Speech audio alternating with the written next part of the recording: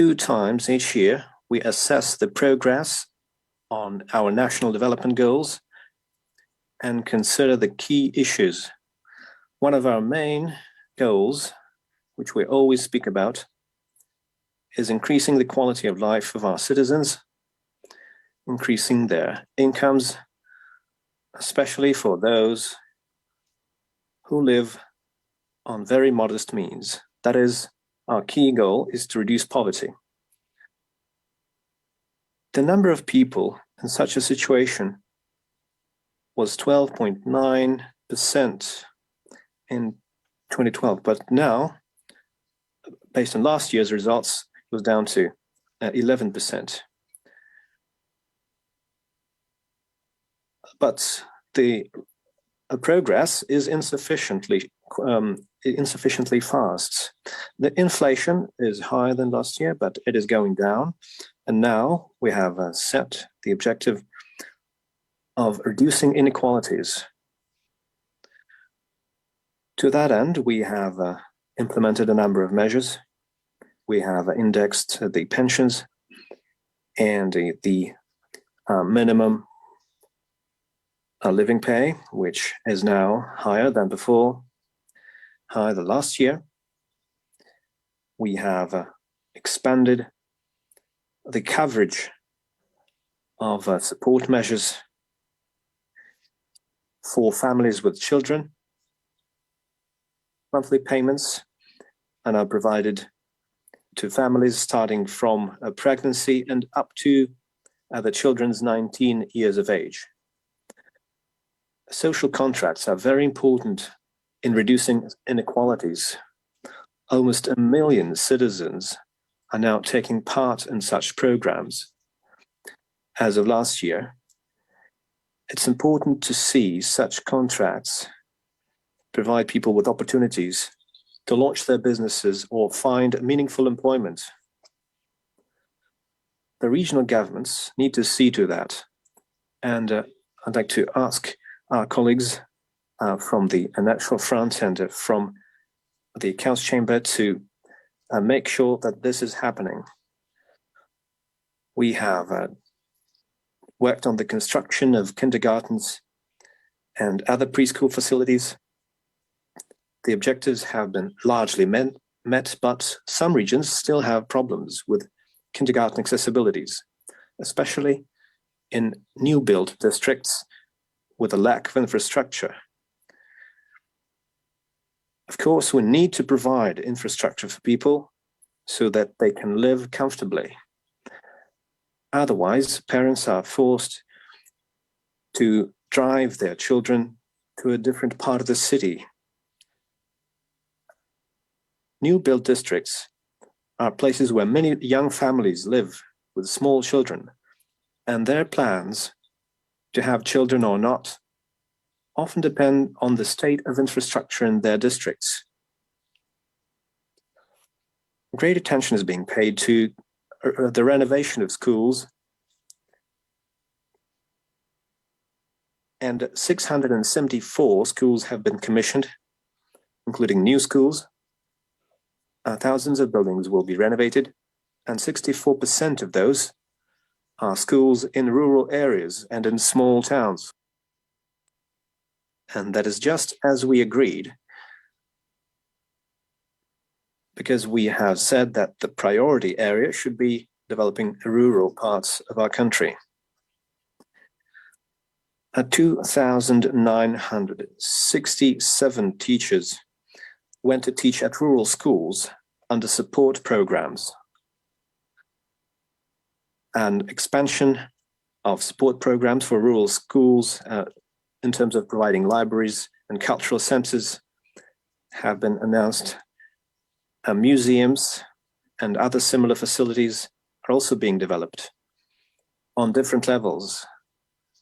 A quarter of teenagers from 14 to 21 attend one or another cultural institution using the so-called Pushkin card.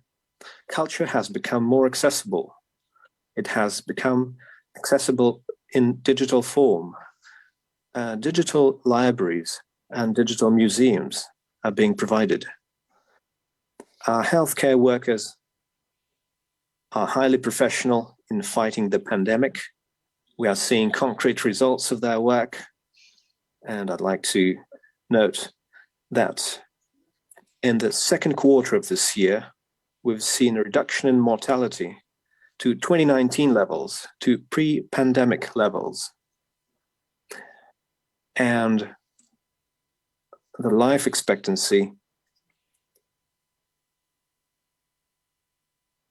is now over 73 years, which is a good result this quarter, but we need to move forward to achieve a growth in life expectancy until 2030.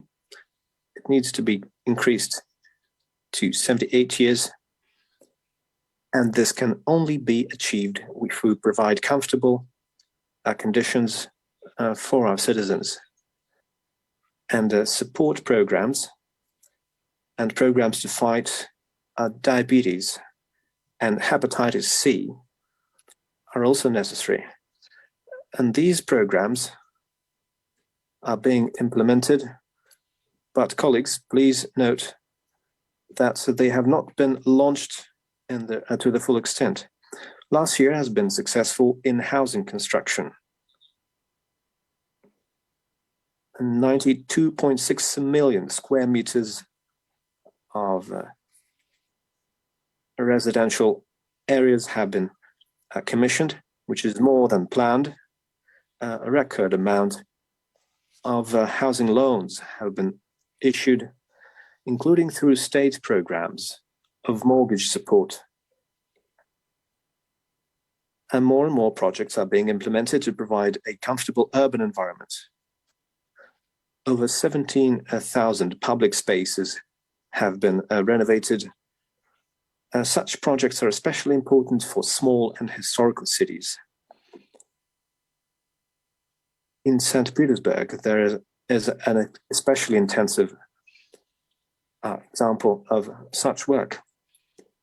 Environmental protection is also an important area. Tatarstan and Chuvashia, as well as Stavropol region, Tula region, and other regions are seeing great progress in terms of waste collecting facilities and areas. And this is something that is of much concern to local residents. So it's good to see progress in that respect.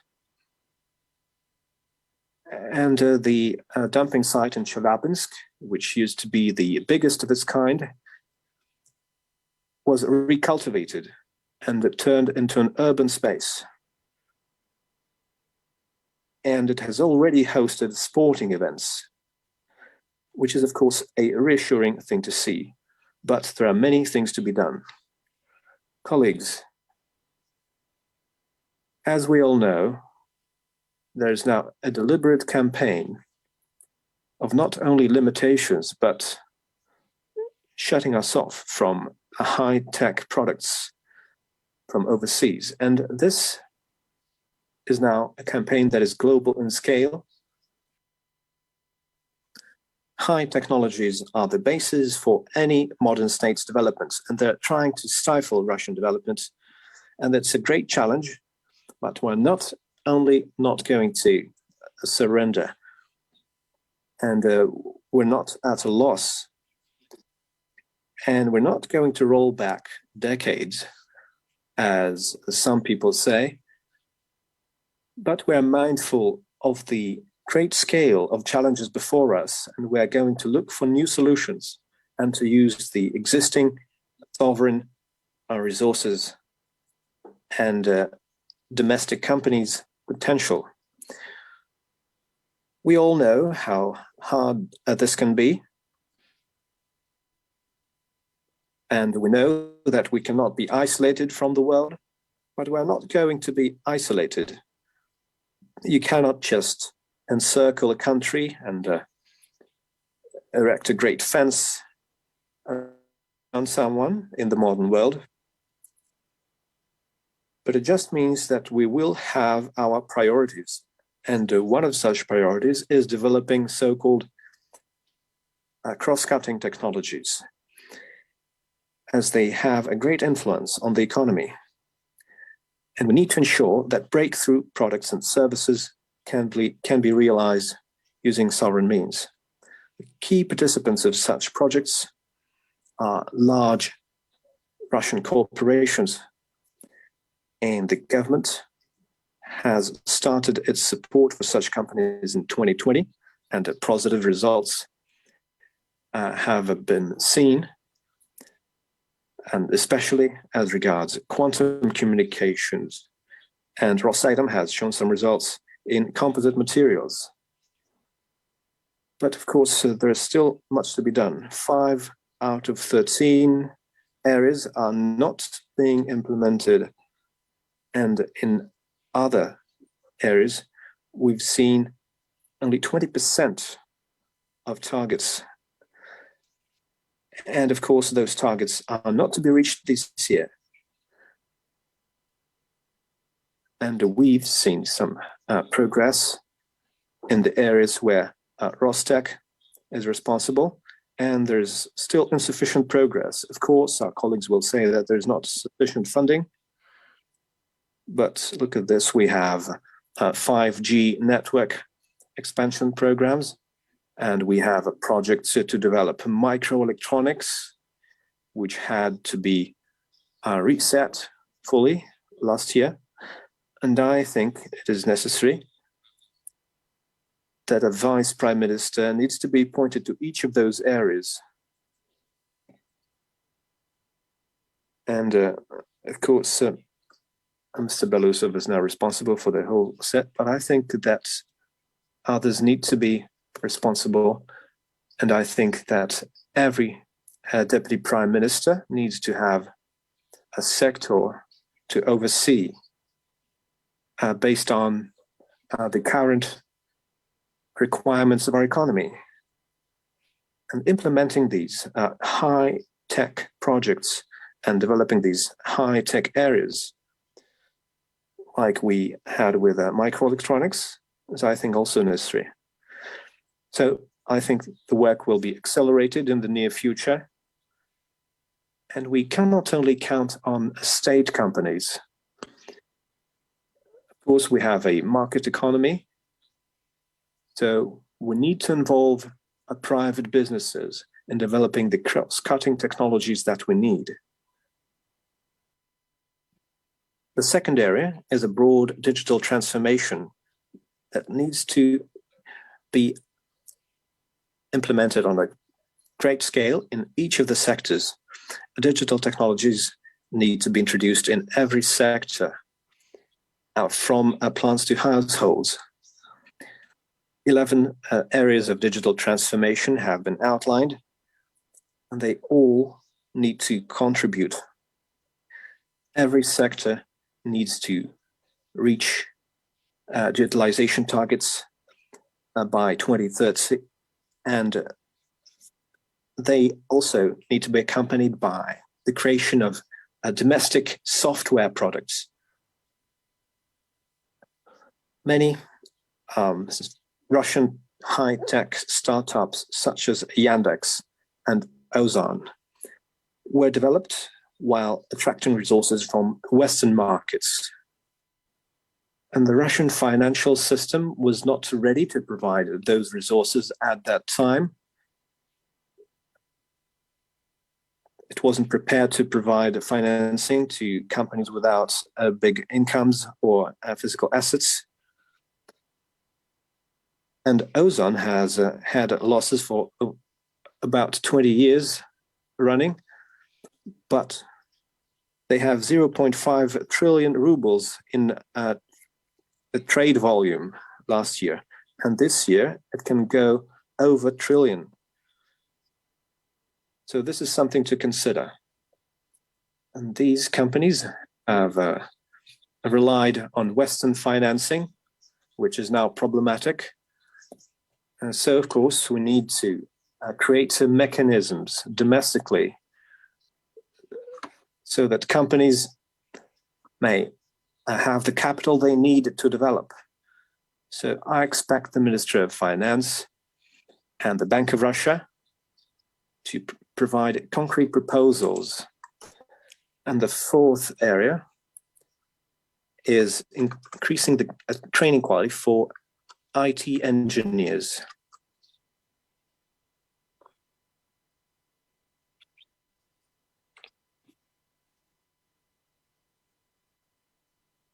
Our priority task, and we should start training this personnel already in school, and not for international Olympic contest. Our students, they succeeded 5 gold medals in science, belong to our students. In math, 3 gold medals, and other were silver medals. And I would like to congratulate the winners. They did really good. And the digital ministry estimates are by 2024 qualified IT specialists could be in millions, count millions. And there is more demand to the highly qualified engineers. And there is a shortage of those as well. And I think in the higher education institutions, we're going to hear from the minister the number of the kids who are entering to study for engineering. So we are getting more and more of those. And we need to increase the budgeting for training such specialists. We are already doing that, but judging from the forecasts and estimates, we should do even more.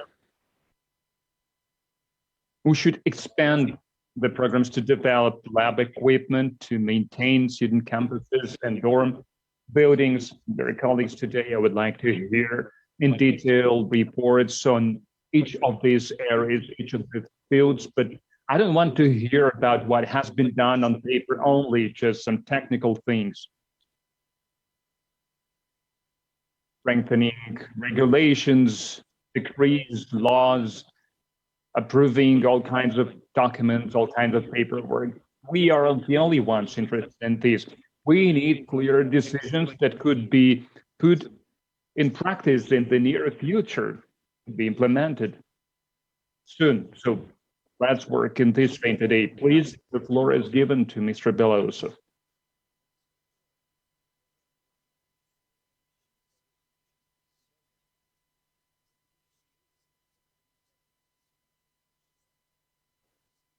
Strategic challenges our country is facing today. We have adjusted the agenda that we have, because in the recent years, technological policy was oriented to achieving 2 strategic goals. And right away, I would like to say are relevant today still. The first one is maintaining technological parity with the leading countries, obtaining key technology that will give us to achieve the goals that we set for ourselves. That's what we call technological sovereignty. Under sanctions, it acquires fundamental significance. How we can achieve that, what mechanisms we can use to achieve this. Firstly, it's something that I would call a state technological order. It could look something like that. The state, usually with the participation of business, society, and experts, they define a critical technology, and then they develop them using a number of tools. Such a tool of technological state procurement could be important innovation projects of the state significance, technological programs of the ministries and other state agencies.